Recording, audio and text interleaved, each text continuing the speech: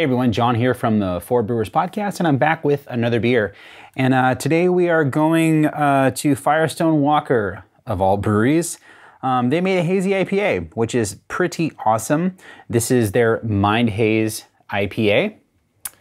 And while on the surface it may seem like they just are hopping on to the next trend in beer, I guess they kind of are, but they're also putting a lot of thought into this beer. So when you talk to the people from Firestone Walker, you realize that Matt Brynildson, who's their brewmaster or head brewer, I don't know what his title is exactly, he's a beer genius though.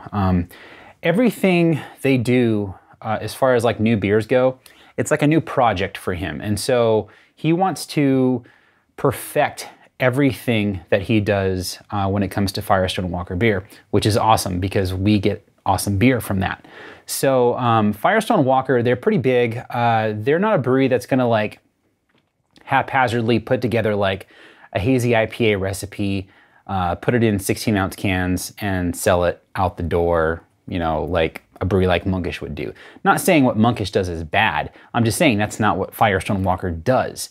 So what they do and what they're most known for is shipping their beer out to the mass market, and it usually sits on shelves or sits in cold boxes.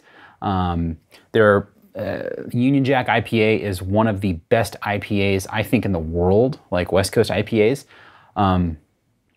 And it's got pretty decent shelf life, like it holds up. Even if you get some bottles that are going on 3 months old, it's still a pretty solid IPA. So that was their logic with this beer. And I'm not gonna get too deep into it, but basically they wanted to make a beer that was shelf stable, that wouldn't basically clear out on the shelf. So a lot of times with smaller breweries that brew a hazy IPA, it's unfiltered, and if it sits in a cold box for a month, a lot of that haze drops out, it becomes a clear beer, and you've got like a 1/4 inch of sediment at the bottom of the can or the bottle. And that's, I mean, I guess that's just how it goes with those beers, but it's not a pleasant experience for the beer drinker, especially someone who doesn't understand what's happening when all of that stuff falls out.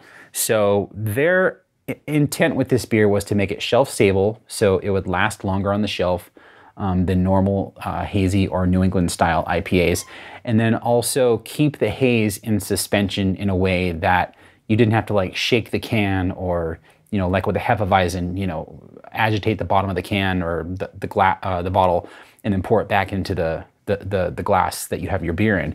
They wanted it to be hazy through and through. And apparently they said they accomplished that. So let's open this beer and let's check it out. All right, so this beer was canned December 26th, 2018. So it's going on, I don't know, 3 weeks old at this point. Looking really good. It's got a nice yellow hue to it, a deep yellow. I'd say the haziness is perfect. It doesn't look too murky. It looks really nice. I think they nailed it on the haze. The head, again, the head sticking around. It's not burning off too quickly. Which I always like to see, especially with this style of beer, because I think when a head burns off too quickly, the first thing I think is it's gonna be kind of like an acidic or like a burning, like burn the back of your throat kind of beer. And this, you know, doesn't have that. So it looks really nice. So let's see what it smells like. Yeah, I mean, it smells fantastic.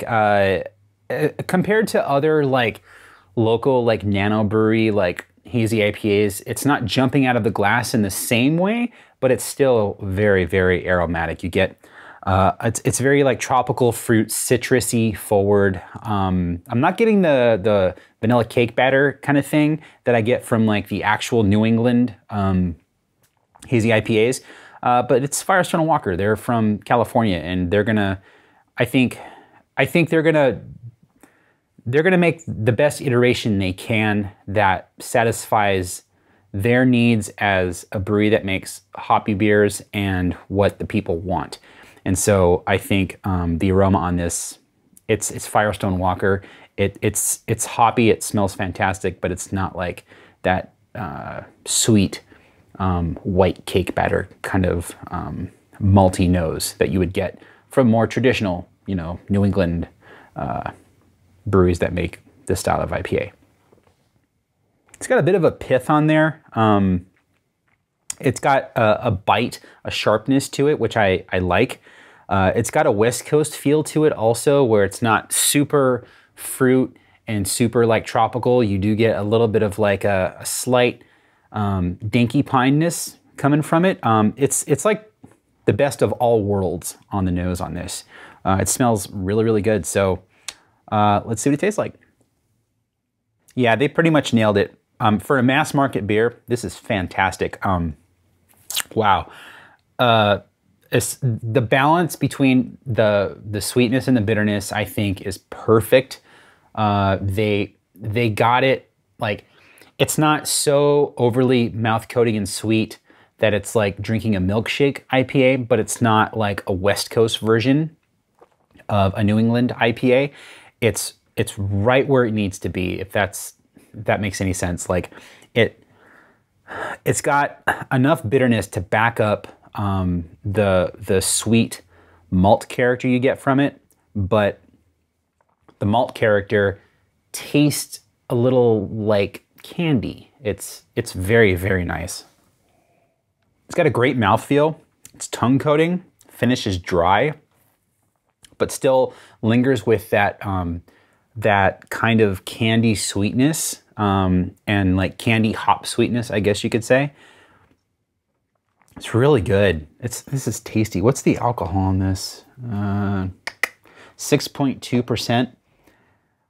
Yeah, this is like perfect. Especially, it's not like a double IPA like hazy IPA. It's a single IPA, which is awesome. Like, you can crush this. I mean, you don't want to go overboard, but this tastes really good. Like I said, tongue coating mouthfeel. You get this perfect balance of sweetness and bitterness and that candy flavor. It's really good. It's a savory beer. Like, it's perfect, I think. New Belgium did a hazy IPA that I did a review on, and they did some like wizardry to make that a hazy IPA, but it was like a hef kind of beer with like, you know, wit beer yeast, I think, and I might be speaking out of my ass, but like they used like special adjuncts to kind of give the illusion of a heavily hopped hazy IPA, because they're a huge brewery, so they can't dump tons and tons of hops into a beer and, you know, double dry hop, triple dry hop a beer and then send it to Target. You know, it's not how it works. Like, they have margins, they have a budget. You can't do that. And that was good. I liked that beer. I did a review on it. But I'm not saying this is better, but I like it more. And I don't know what they did to kind of make it seem like a hazy IPA without like doing all of the normal things that breweries would do to create a hazy IPA. But whatever they did it well. And it just speaks to how awesome, one, Firestone Walker is as a brewery, and all the people that work there, the brewers that work around the clock to make this excellent, excellent beer.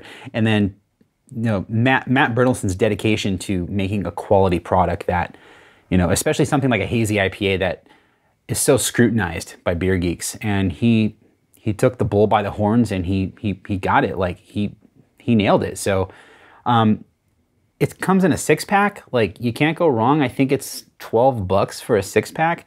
I gotta say, the bigger breweries are kind of doing a pretty good job at interpreting this style for the mass market. Sierra Nevada's hazy little thing, hazy IPA, that's good. It's different from this, but it's still good. It's not something you'd get from Monkish, but it's still pretty good. So I think Firestone Walker, though, knocked it out of the park with this. They did a great job. So cheers to them and everyone that's working at Firestone Walker. You guys rule. So thanks for watching another video. We'll see you next time.